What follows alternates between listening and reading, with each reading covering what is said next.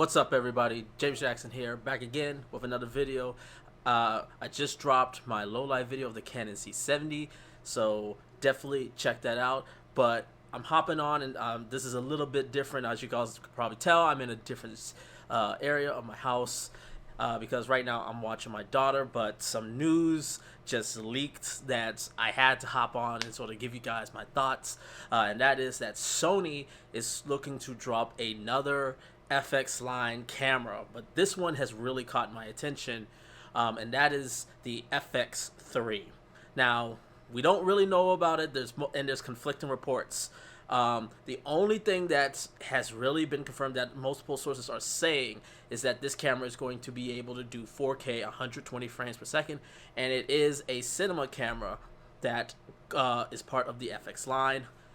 What we also know is that the actual body and the look of the camera has been leaked, and it essentially looks like a Sony A7C and a little bit bigger body with a fully articulating flippy screen. So I'm really curious to see what this is going to be. We don't know the sensor size. We don't know if it's going to be Super 35 or crop. There's talks that it's going to be 8K, and then some sites are saying it's not having 8K, just the 4K 120. So, but I'm really curious to see what this, because this is going to be the smallest video-centric camera that Sony is producing, maybe especially cinema camera.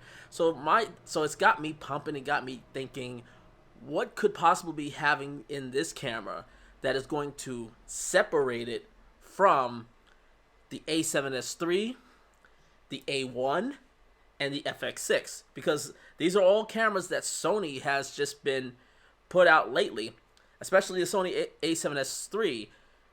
My guess is that this camera is going to be a little bit pricier than the A7S III. Maybe not. We don't even know what the price is going to be. We don't even know the date they're going to announce it. But if it's going to be 4K 120, we can at least sort of side by side talk about it in reference to the A7S III. And if it's going to be priced higher, if it is priced higher than the Sony A7S III, which I'm predicting that it will be, maybe I'll be wrong, what is it going to be featured? Because especially since it's part of the FX line, it's not the Alpha line of cameras. The Alpha line are mainly stills photography line of cameras. The FX line is their cinema cameras. More specifically, the FX line is their full frame cinema lines.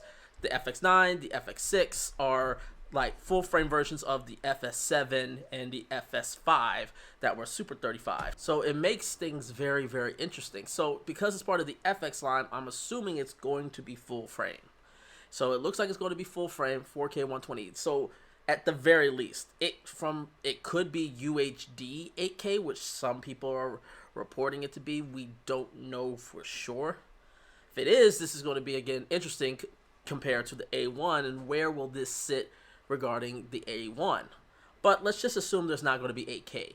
Let's assume it's going to be a 4K 120 full frame camera that's dedicated for video. But what's going to make, if that's the case, what is it going to be that's going to make it more video centric than the A7S III, which is, at least in terms of their small body cameras, that is their most video centric camera.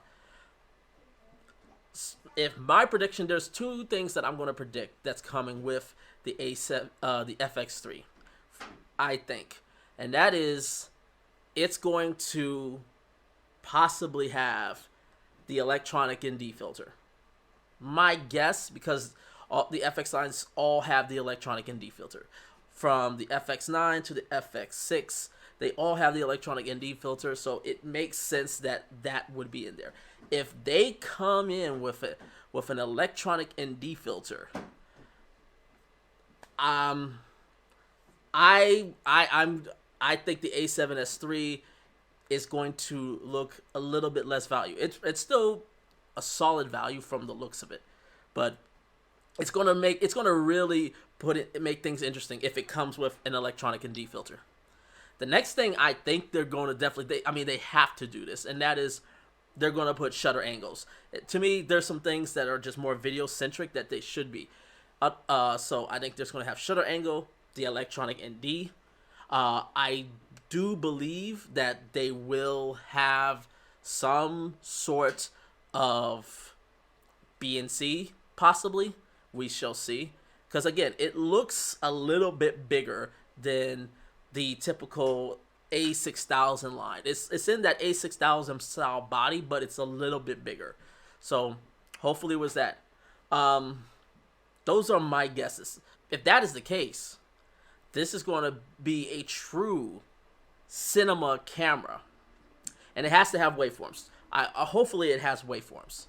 If it does, this is going to be a true cinema camera in that mirrorless style body, which is sort of the wave that we're seeing coming right now. Small bodies that are in like those mirrorless DSLR bodies that are compact and in these cinema camera forms. And I would be really, really interested to see what they come out with.